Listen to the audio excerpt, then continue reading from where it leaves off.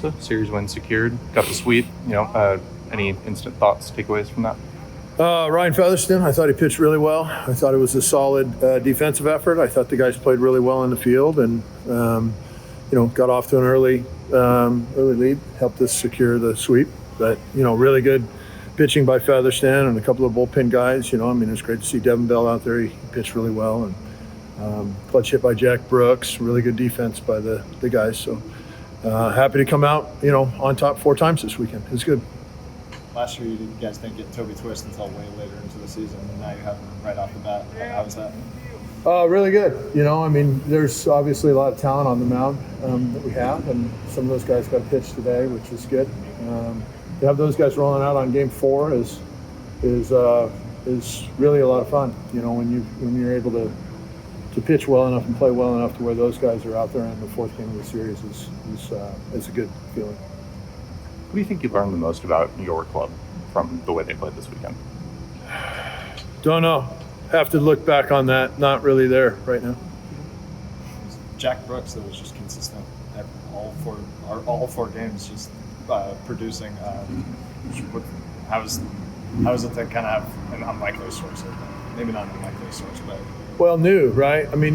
He's a veteran guy. He's been around the program. He's just been behind some people that have been really good players. Last year he was behind the guy who led the country in home runs, and Jack is a really good player, and we see it every single day when we're in practice. And we knew what kind of a player he was last year, even though he didn't play a whole lot. We knew that he could be an elite player for us this year, and he's starting to show that a little bit. So it's really nice for him. He's an explosive player. He does a lot of good things.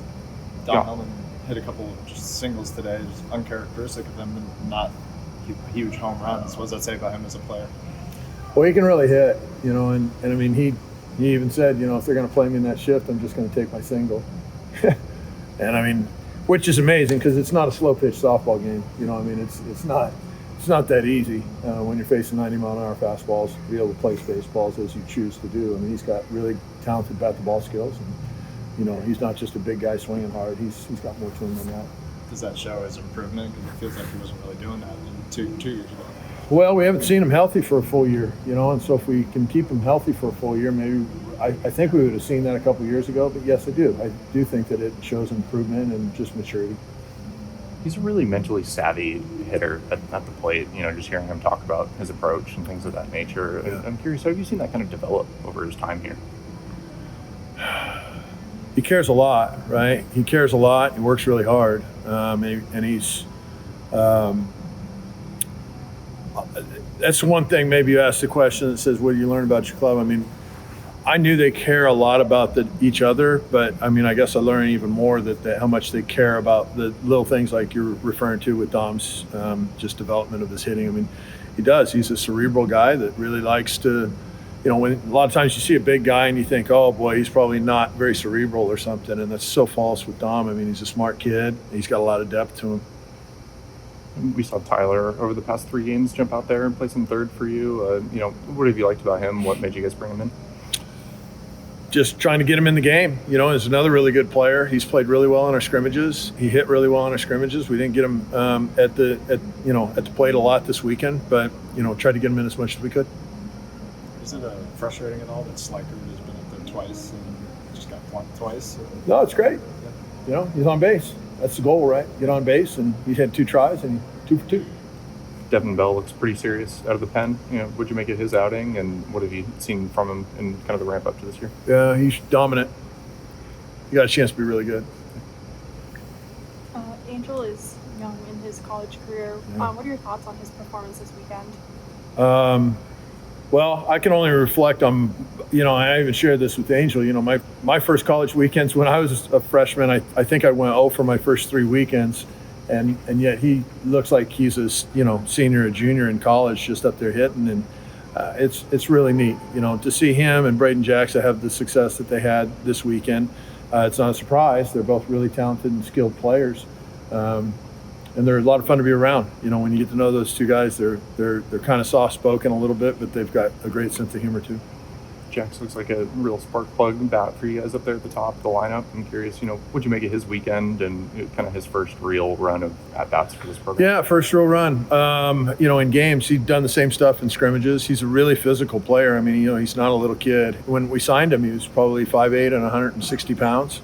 And he's probably 6'2 and a half, 205, 210, maybe even selling him short there, and he can really run. I mean, he's a big guy. He looks like a football player.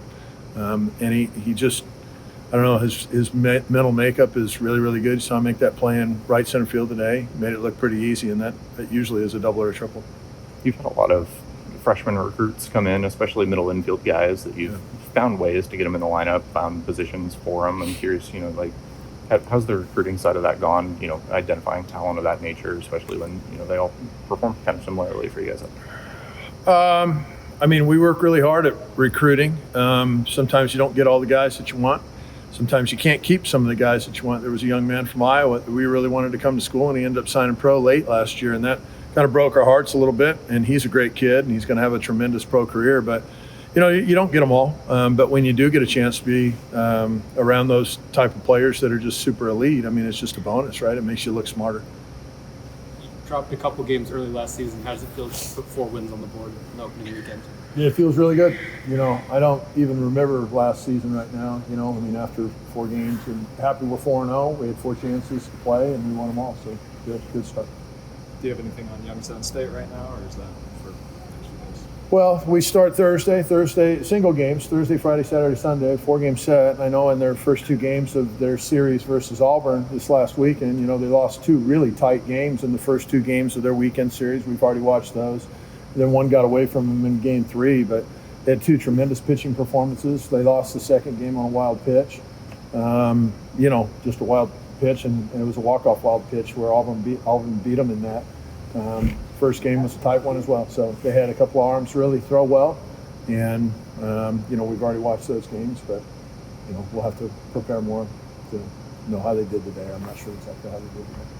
Ryan Cooney's been starting on your middle infield since he was a freshman here. I remember his opening day games here. I'm curious, what's it been like, seeing that kid grow up and really become the leadoff guy for you guys this year and really, develop? Yeah, he did it again today too, right? With the clutch single up the middle. I mean, he's been probably our most clutch player.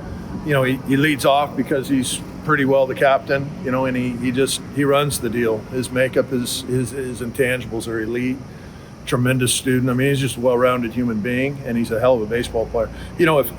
If he was playing shortstop, nobody would even notice the difference. That's how good he is. I mean, Maddox Maloney is a great player, and yet Ryan can play shortstop right alongside of him just as well.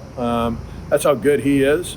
And it's, just watching him and seeing his growth and development through Coach Martyr and Coach Grant and those guys has really been cool.